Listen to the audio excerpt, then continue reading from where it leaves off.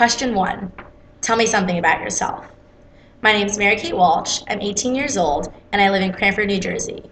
Last year when I was a senior, I graduated from Cranford High School, and I'm currently a freshman here at Temple University. Being from the North Jersey area, right outside of New York City, about only a half an hour, I am also a huge New York sports fan. Besides being a fan, I am also an athlete myself. When I was 2 years old, I started my first gymnastics class at Sturgeon's Elite School of Gymnastics in Westfield, New Jersey. Now, 16 years later, I am currently a student athlete here competing for the Temple Owls. The transition from club gymnastics to college gymnastics is one that has been quite difficult for me. It's not just starting off with new team members, but starting off with a new coach and a new atmosphere. The first day of practice was much different than in my old gym. In my old gym, we had workouts posted on the board, just like here, but they were more individual. Now, here at Temple, everything you do is about the team. In an optional program, much like the program at home, everything you do is for yourself. You learn a skill for yourself, you hit your routines for yourself, and you are rewarded individually. On a college team, you have to hit your skills and your routine, therefore you're rewarded by being in lineup, giving the privilege to compete for the university name. Outside of gymnastics, I'm also involved in my church. In my church and my parish, I attend mission trips every summer.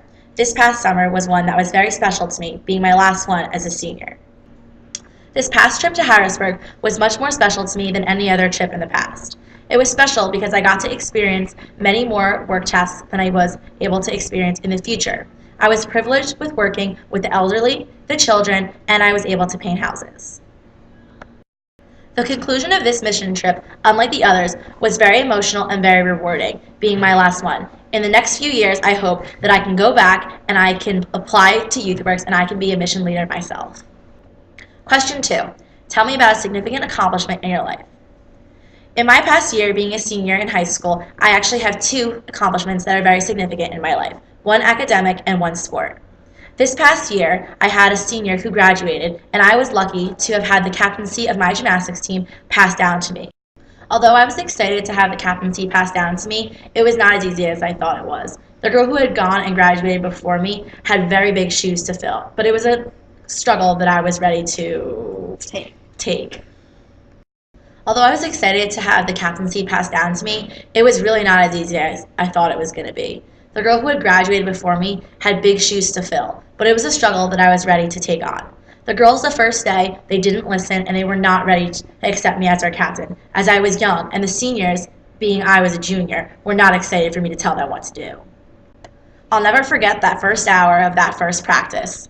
The girls gave me weird looks, the upperclassmen didn't want to listen to me, and the coach yelled at me because I couldn't control the team. The weeks went on, and as the season started to come around, I was nervous that I was not going to be able to control the team, and I wasn't going to be able to lead them to a consecutive 9th victory at state championships. I was given the captaincy back in October, but now that it was January and our first meet was rolling around, I started to look around and see that the girls were turning to me for support.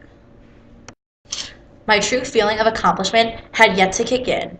It was the end of the first meet, and I looked up at my coach. He was looking at me, and he nodded over to the teammates. I turned around to face them. They were looking at me. Not only were they looking at me, but they were standing in a huddle with open arms waiting for me to come over and talk to them, give them a pep talk, and give them an ending speech. That ending speech that I gave was the true accomplishment. Not only did I give them words that led them through the rest of the season, it had meant that they had truly accepted me as their captain.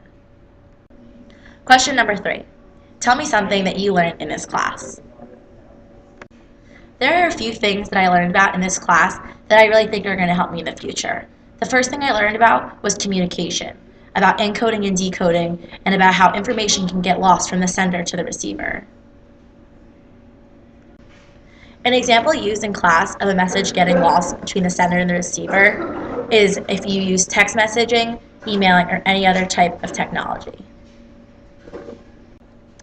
A specific example of technology being misused if it's on one hand, the sender is trying to criticize something that happened that day. If on the other end, the receiver could take it the wrong way, and if they're not seeing eye to eye, there could be mixed feelings. The second most important thing I learned in this class this year is how to work in a group. In the beginning, everybody wants to get along, But as the work goes on and conflicts arise, people see their true colors. There are 5 developed steps to working in a group. The first step is storming. The second step is forming. The third, norming. Fourth, performing. And fifth, adjusting. The first 2 steps, forming and storming, are 2 crucial steps to being able to work in a group. The forming stage is when you first form a group and everybody's polite.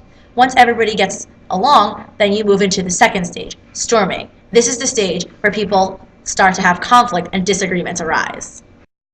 The third and fourth stage are finally when people can start to make improvements. The third stage is when the group establishes common grounds, common rules, and they can finally begin to work together.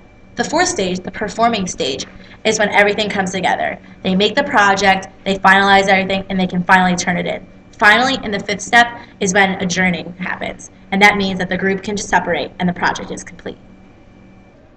Out of our entire class thus far, I picked communication and working as a group to be the most important because I believe that they are what's going to help me in my future as a marketing major.